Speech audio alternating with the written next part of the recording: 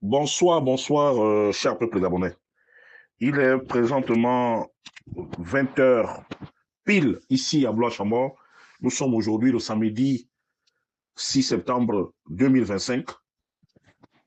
Ce soir, je vais m'adresser très respectueusement à Monsieur le Président de la République, chef de l'État, chef du gouvernement, chef suprême des armées et président du Conseil supérieur de la magistrature. Monsieur le Président de la République, veuillez me recevoir chez vous. Je suis, comme vous le savez, le professeur Wilfried Choisy Okumba Kamitatou Léné Djoko. Monsieur le Président, l'heure est grave. La situation est intenable, Monsieur le Président. Je viens ce soir porter à votre très haute attention une information qui va vous faire pâlir.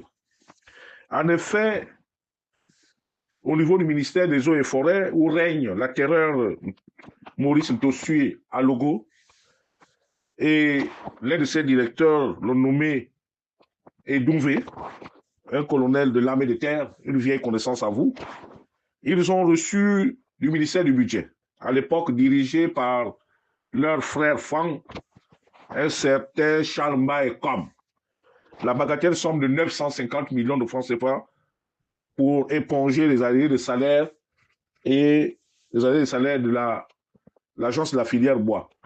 Malheureusement, cet argent vient de créer l'irréparable.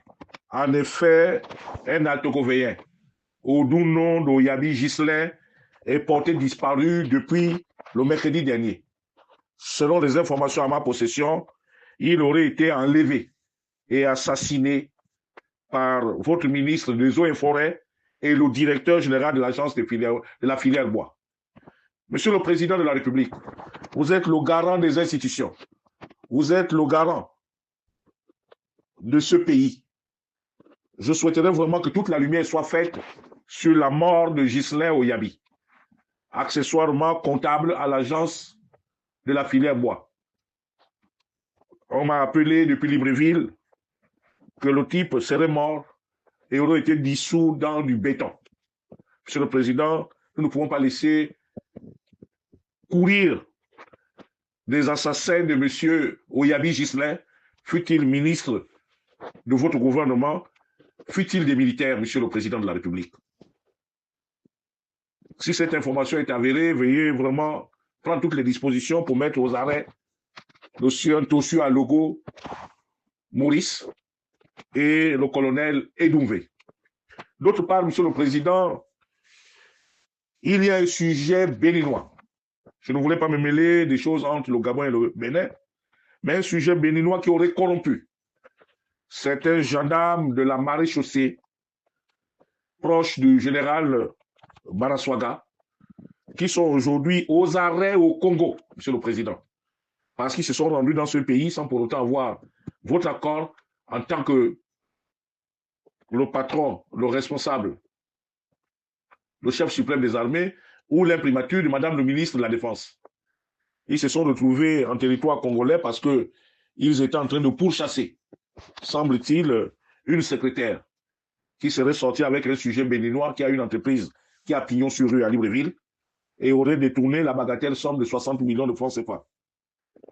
Ce béninois, ayant fait fortune au Gabon, aurait pris la décision d'embastiller nos compatriotes qui se sont réfugiés au Congo. Au moment où je vous parle, les gendarmes gabonais sont aux arrêts au Congo-Brazzaville. Ils sont même soupçonnés d'atteinte à la haute sûreté de l'État congolais.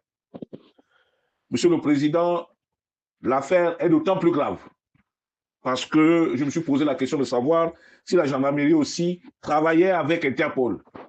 Et comment comprendre que des gendarmes qui sont astreints à une discipline peuvent se retrouver hors du territoire tout simplement parce qu'un sujet béninois aurait mis à leur disposition la bagatelle somme de 10 millions de francs CFA.